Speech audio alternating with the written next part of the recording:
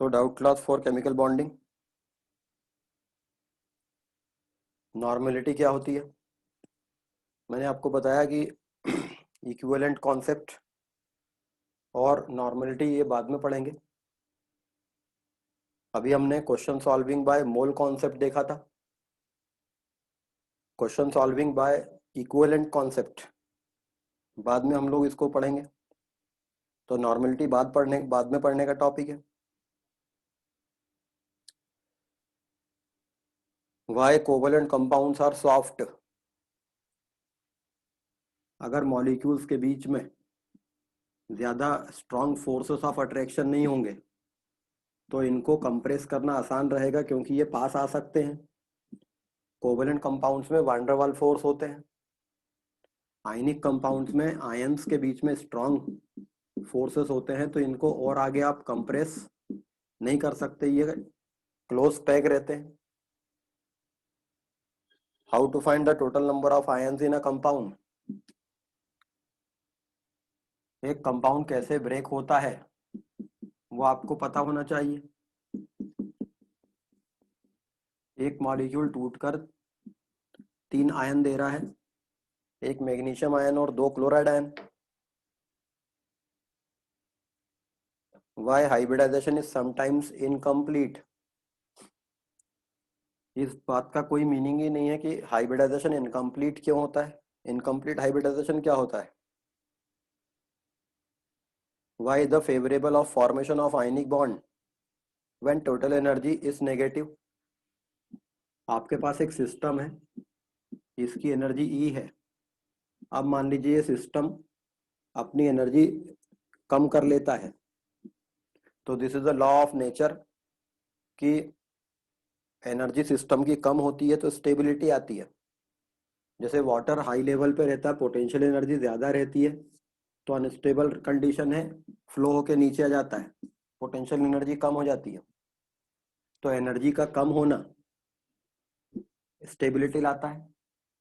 अगर एक सिस्टम की एनर्जी कम हो रही है, सपोज एक्स वैल्यू कम हो गई, तो ये एक्स वैल्यू एनर्जी रिलीज हो जाएगी सिस्टम में से। तो इस सिस्टम की पहले एनर्जी E1 थी, बाद में एनर्जी E2 हो गई, तो चेंज इन एनर्जी क्या होगा? E2 minus E1 is delta E. अब ये एनर्जी कम हुई है तो ये E2 छोटा होगा, तो ये वैल्यू नेगेटिव आएगी।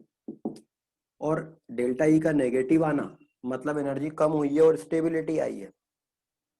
तो ऐसे ही एक आयनिक कंपाउंड जब बनता है तो उसके बनने में अगर एनर्जी का चेंज नेगेटिव होता है, मतलब वो आयनिक कंपाउंड जिन एलिमेंट से बन रहा है उसके कंपैरिजन में आयनिक कंपाउंड की एनर्जी कम है, स्टेबल रहेगा।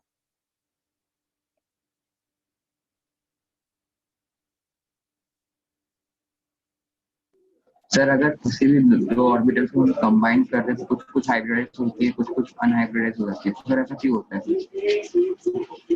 हाइब्रिडाइजेशन बॉन्डिंग को समझाने के लिए दिया गया एक कॉन्सेप्ट है। अगर आपको कार्बन से 2 बॉन्ड्स का बनना समझाना है तो आप 2 ही ऑर्बिटल हाइब्रिडाइज करोगे, क्योंकि आपको 2 ही बॉन्ड बनाने हैं। यदि आपको 3 बॉन्ड बनाने की कंडीशन है चाहिए तो आप 3 ऑर्बिटल हाइब्रिडाइज करा लो। ये हाइब्रिडाइजेशन एक कॉन्सेप्ट होता है बॉन्डिंग को एक्सप्लेन करने का, तो ये हम अपनी कन्वीनियंस के हिसाब से ले लेते हैं। जितने बॉन्ड बनाने होते हैं सिग्मा, उतने ऑर्बिटल हाइब्रिडाइज हम करा लेंगे। हाइब्रिडाइजेशन में एक मेन बात है, हाइब्रिडाइजेशन की डेफिनेशन क्या है? The intermixing of atomic orbitals of nearly same energy to generate new orbitals of identical energy and identical shape. तो हाइब्रिडाइजेशन एक प्रोसेस है या ये एक हाइपोथेटिकल कॉन्सेप्ट है? हाइब्रिडाइजेशन एक प्रोसेस है या ये एक हाइपोथेटिकल कॉन्सेप्ट है? हाइब्रिडाइजेशन की डेफिनेशन सुन के ऐसा लगता है कि जैसे कि ये एक प्रोसेस है, कुछ हो रहा है, एक एटम के अंदर ऑर्बिटल मिक्स हो रहे हैं और मिक्स होने के बाद नए बन रहे हैं, लेकिन ऐसा कुछ होता नहीं है प्रैक्टिकली। हाइब्रिडाइजेशन केवल एक कॉन्सेप्ट है, it is not a process. मतलब रियलिटी में कुछ होता नहीं है एटम के अंदर। जैसे हमको लगता है कि ये पहले मिक्स हुए फिर वापस नए बने, it is not so. It is only a concept to explain bonding. तो चूंकि ये कॉन्सेप्ट है, हम जिस तरह की बॉन्डिंग को समझाना है उस टाइप का हाइब्रिडाइजेशन ले सकते हैं।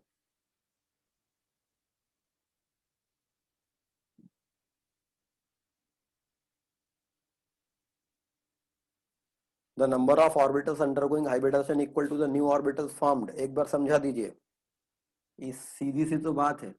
1 2 3 4 ऑर्बिटल हाइब्रिडाइजेशन में पार्ट ले रहे हैं तो नए 4 बन रहे हैं। अगर 3 ऑर्बिटल ने बस हाइब्रिडाइजेशन में पार्ट लिया होता तो नए ऑर्बिटल 3 बनते हाइब्रिडाइज। हाइब्रिडाइजेशन में जितने ऑर्बिटल मिक्स होते हैं नए ऑर्बिटल उतने ही बनते हैं।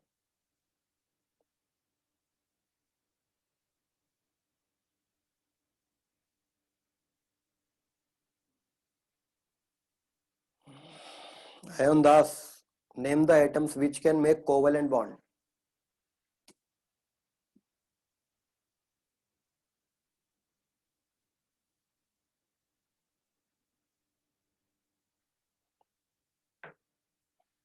पी ब्लॉक के लगभग सारे ही एटम्स कोवेलेंट बॉन्ड बना लेते हैं। How to calculate angle between the two atoms in a bond. ये अगली क्लास में आपको पता चलेगा कि दो एटम्स के बीच में, बॉन्ड के बीच में एंगल कितना रहता है। Will chemical bonding comes in tomorrow's test.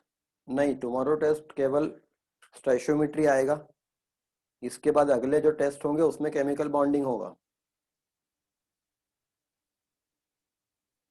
Difference between ionic and electron enthalpy, ऐसा कुछ टर्म नहीं होती है। आयनिक और इलेक्ट्रॉन एंथैल्पी कुछ नहीं होती है। एक एटम एक इलेक्ट्रॉन गेन करता है तो इसमें जो एनर्जी रिलीज होती है that energy is called electron affinity. इसी वैल्यू का negative sign electron gain enthalpy कहलाती है।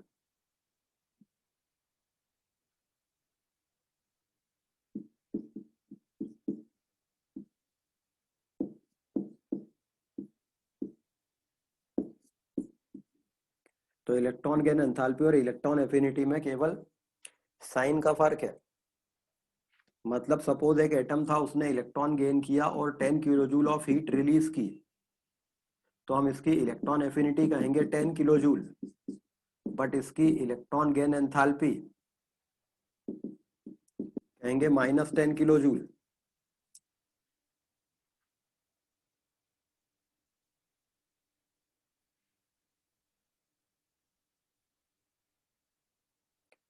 कोवेलेंट बॉन्ड का मेल्टिंग पॉइंट लो होता है। कोवेलेंट बॉन्ड का मेल्टिंग पॉइंट लो नहीं होता है, कोवेलेंट कंपाउंड्स का मेल्टिंग पॉइंट लो होता है।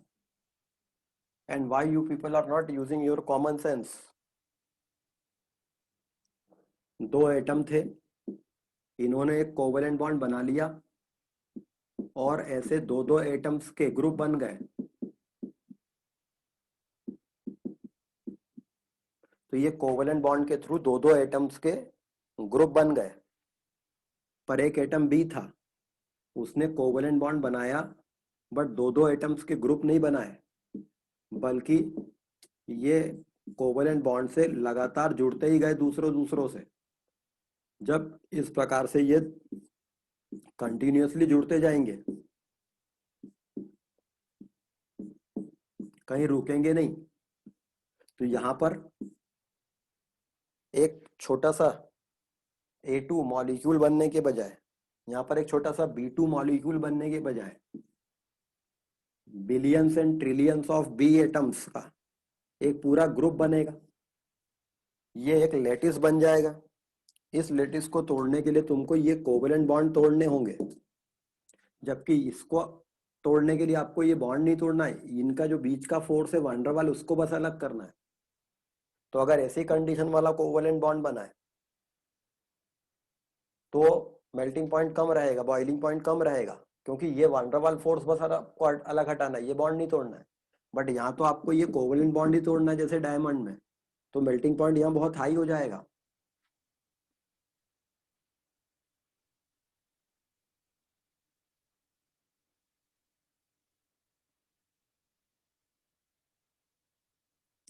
Why head of an orbital cannot combine with side of the orbital? Again it is a part of theory कि बॉन्डिंग जब होती है तो एटम्स मैक्सिमम स्ट्रॉन्ग बॉन्ड से जुड़ना चाहते हैं। तो अगर दो एटम्स इस तरह से ओवरलैप कर सकते हैं तो फिर वो इस तरह से ओवरलैप क्यों करेंगे? क्योंकि इससे ज्यादा स्ट्रॉन्ग बॉन्ड बनेगा नहीं।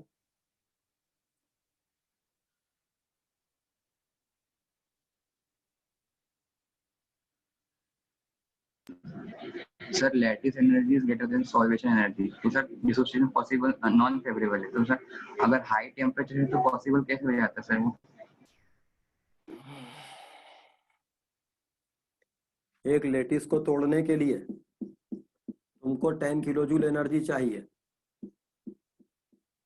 अब ये लेटिस को अगर आपने 10 किलो जूल एनर्जी दे दी तो ये टूटेगा, फिर ये जो आयंस आएंगे इनका सॉल्वेशन होगा, उसमें सपोज 7 किलो जूल एनर्जी ही निकलती है।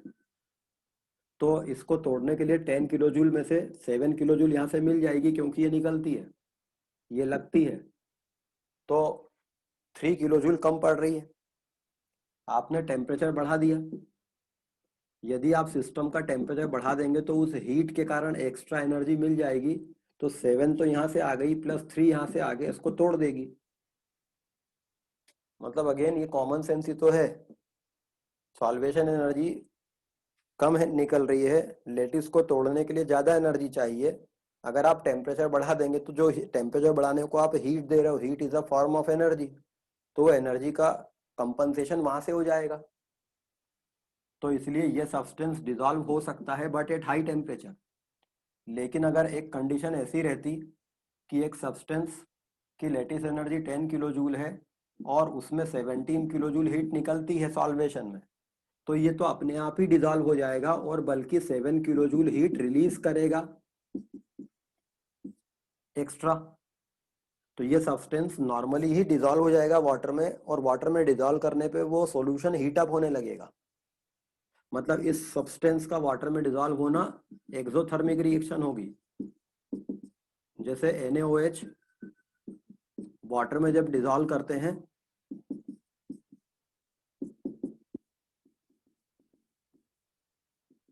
तो एक्स्ट्रा हीट निकलती है,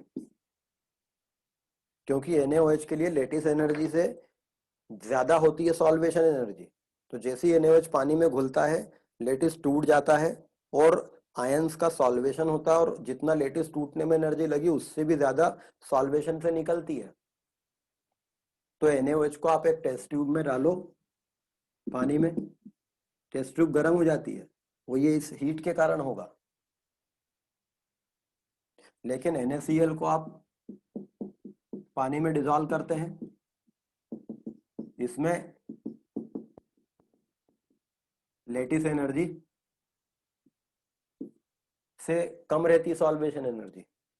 तो NaCl डिसॉल्व तो होता है, लेकिन वो क्या करता है, अपने आसपास के सराउंडिंग से थोड़ी हीट ले लेता है, तब जाके डिसॉल्व होता है। तो वो इस टेस्ट ट्यूब को ठंडा कर देता है।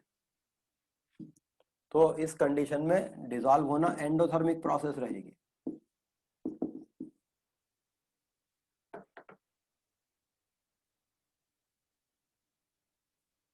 Please explain one more why we convert atom into excited state from the ground state.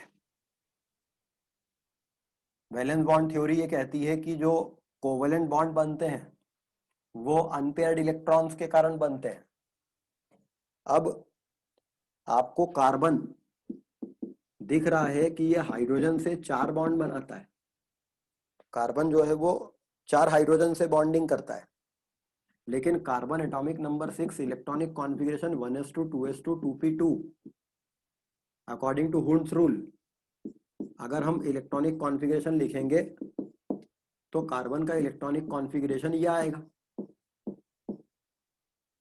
अब कार्बन का इलेक्ट्रॉनिक कॉन्फ़िगरेशन ये बता रहा है कि इसके पास 2 अनपेयर्ड इलेक्ट्रॉन है। वैलेंस बॉन्ड थ्योरी के हिसाब से इसको तो 2 ही बॉन्ड बनाने चाहिए, लेकिन कार्बन बना 4 बॉन्ड रहा है।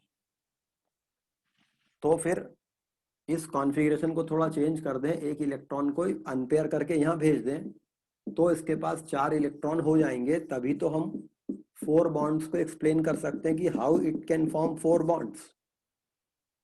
आप अगर इलेक्ट्रॉनिक कॉन्फ़िगरेशन को चेंज नहीं करोगे तो नंबर ऑफ बॉन्ड्स एक्सप्लेन कैसे कर पाओगे? इसलिए एक्साइटेड स्टेट का कॉन्सेप्ट दिया गया है। Extent of overlapping is directly proportional to bond strength. Again common sense apply कीजिए। आप लोग मैक्सिमम केस में क्या करते हैं, रटने की कोशिश करते हैं कि मैंने जो बताया उसको रट लो।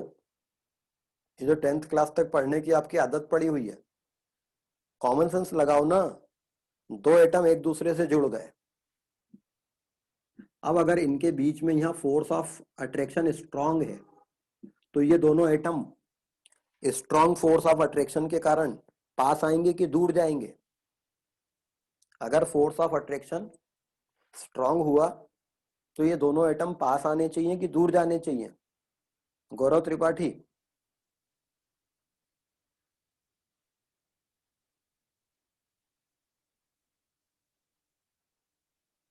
सर दूर जाना चाहिए कि न्यूक्लियस रिपेल करेंगे। फोर्स ऑफ अट्रैक्शन की बात कर रहा हूं मैं। अगर फोर्स ऑफ अट्रैक्शन स्ट्रांग है, अभी न्यूक्लियस के रिपल्शन की तो मैंने बात ही नहीं की ना। अगर आप शुरू से ही न्यूक्लियस के रिपल्शन की बात करोगे तब तो इनको कभी पास नहीं आना चाहिए, ये ऐसे ही रहेंगे, बॉन्डिंग ही नहीं करेंगे फिर तो। ये जब पास आते हैं तो जब तक इनका फोर्स ऑफ अट्रैक्शन स्ट्रांग रहता है तब तक ये पास आते जाते हैं। फोर्स ऑफ अट्रैक्शन जब तक डोमिनेट करेगा, जब तक न्यूक्लियस न्यूक्लियस रिपल्शन उनका पास आना रोक ना दे, तो फोर्स ऑफ अट्रैक्शन जब स्ट्रांग रहेगा तो ये ज्यादा पास आएंगे, और ज्यादा पास आएंगे तो ये डिस्टेंस छोटी रहेगी, तो बॉन्ड की स्ट्रेंथ अगर ज्यादा रहेगी तो बॉन्ड की लेंथ कम रहेगी।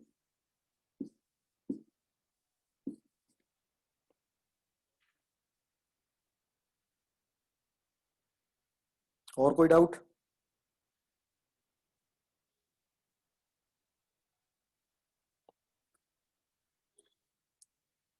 और कोई डाउट है किसी का?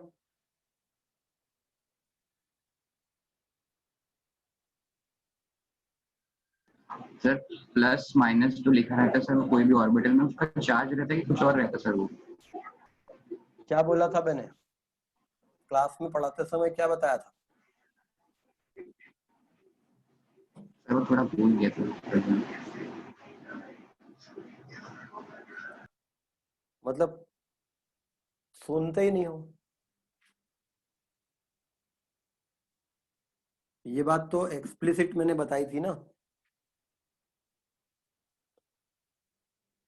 ये प्लस और माइनस जो ऑर्बिटल की लोब में लिखा रहता है, ये चार्ज तो हो ही नहीं सकता बिकॉज ये ऑर्बिटल है। ऑर्बिटल मतलब इलेक्ट्रॉन वेव, और इलेक्ट्रॉन तो नेगेटिवली चार्ज होता है, तो पॉजिटिव कैसे हो सकता है? तो ये तो पक्का है कि ये चार्ज नहीं है।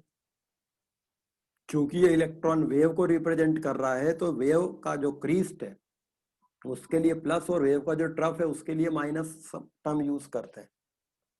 और बॉन्डिंग की कंडीशन वो रहती है जब प्लस से प्लस मैच करे, जब माइनस माइनस से मैच करे। ये ऑर्बिटल बॉन्डिंग करेगा, ये ऑर्बिटल बॉन्डिंग करेंगे, लेकिन ये ऑर्बिटल अगर कंबाइन हुए तो ये नॉन बॉन्डिंग कंडीशन है, इस केस में बॉन्डिंग नहीं होगी। इसको प्लस का प्लस से मैच करना, इसको कहते हैं पॉजिटिव ओवरलैप, मतलब बॉन्डिंग होगी। इसको कहते हैं पॉजिटिव ओवरलैप, इस मतलब बॉन्डिंग होगी। इसको कहते हैं नेगेटिव ओवरलैप, इसमें बॉन्डिंग नहीं होगी।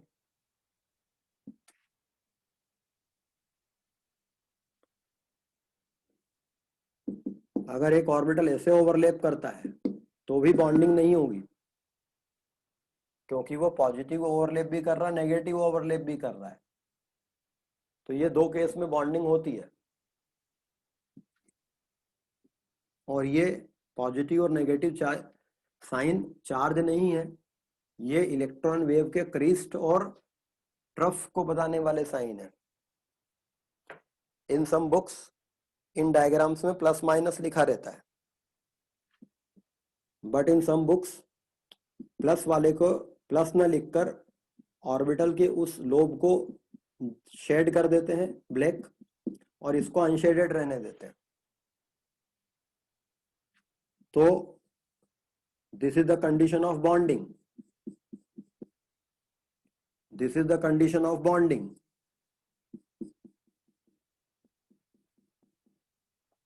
But this is the condition of non bonding.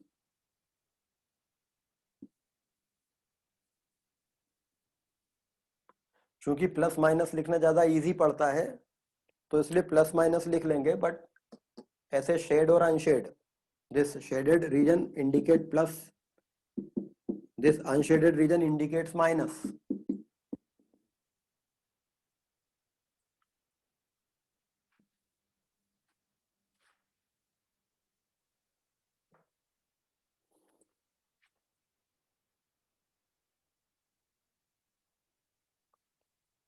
What is lone pair? Nitrogen atom के आउटर मोस्ट शेल में 5 इलेक्ट्रॉन है,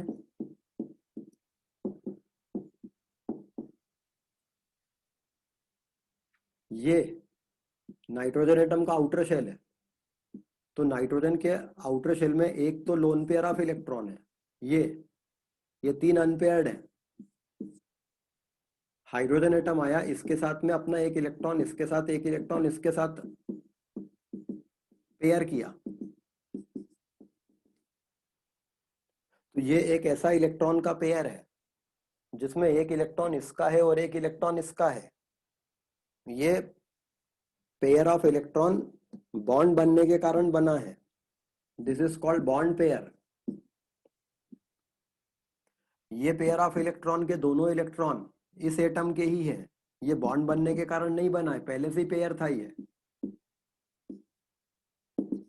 it is called lone pair.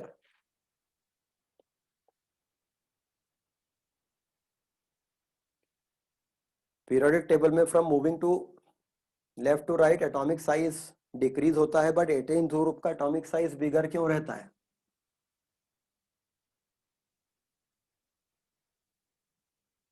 Periodic table में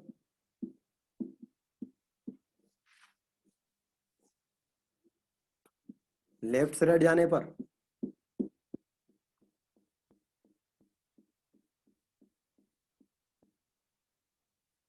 एटॉमिक साइज छोटा होता है, ये बात ठीक है,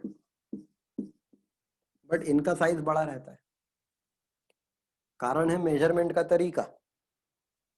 इन एटम्स के जो एटॉमिक रेडियस मेजर किए जाते हैं वो मेजर किए जाते हैं दो बॉन्डेड एटम्स के बीच की इंटरन्यूक्लियर डिस्टेंस का आधा। क्योंकि वो दोनों एटम बॉन्डेड है तो ओवरलैपिंग में भी कुछ पार्ट गया होगा और उसके आधे को हम एक का रेडियस कह रहे हैं, तो ये एक्चुअल एटम के रेडियस से थोड़ा छोटा होगा। तो ये सब बॉन्डेड रहते हैं पर ये बॉन्डिंग करते नहीं है, तो इनका जब रेडियस मेजर करते हैं तो दरअसल ऐसे एटम्स जो बॉन्डेड नहीं है इनके न्यूक्लियस के डिस्टेंस का आधा मेजर होता है, तो वो एक्स्ट्रा वैल्यू भी आ जाती है, इसलिए इनका साइज बड़ा रहता है। इस रेडियस को कहते हैं वान डेर वाल रेडियस।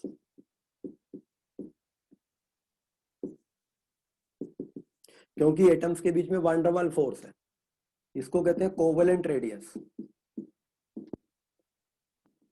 जब दो एटम कोवेलेंट बॉन्ड से जुड़े रहते हैं तो इन सारे एलिमेंट्स के जो रेडियस रहते हैं ये कोवेलेंट रेडियस रहते हैं, और ये वान डेर वाल रेडियस है, और वान डेर वाल रेडियस बड़ा होगा हमेशा कोवेलेंट रेडियस से।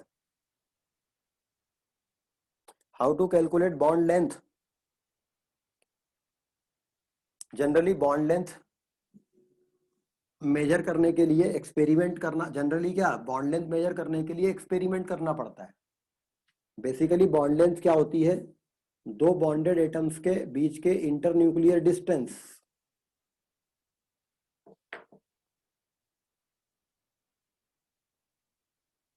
In some cases like in H3O, lone pair also take part in the reaction. ये हम बाद में देखेंगे कि लोन पेयर कैसे बॉन्डिंग में पार्टिसिपेट करता है।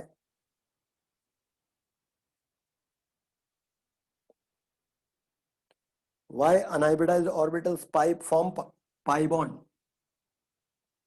ये बात नेक्स्ट क्लास में क्लियर होगी। Why fluorine is more electronegative than neon, fluorine के न्यूक्लियस में 9 प्रोटॉन रहते हैं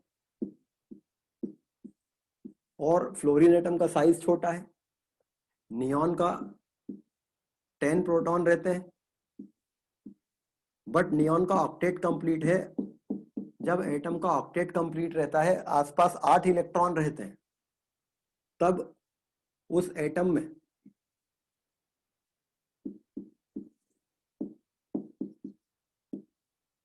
साइज थोड़ा फैल जाता है कंप्लीट ऑक्टेट के कारण, और न्यूक्लियस दूर हो जाता है किसी इलेक्ट्रॉन को पुल करने के लिए।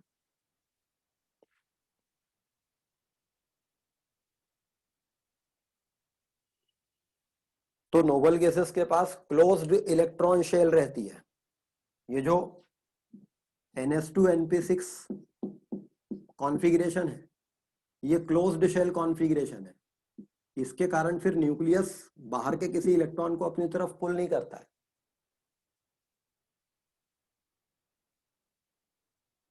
और कोई डाउट?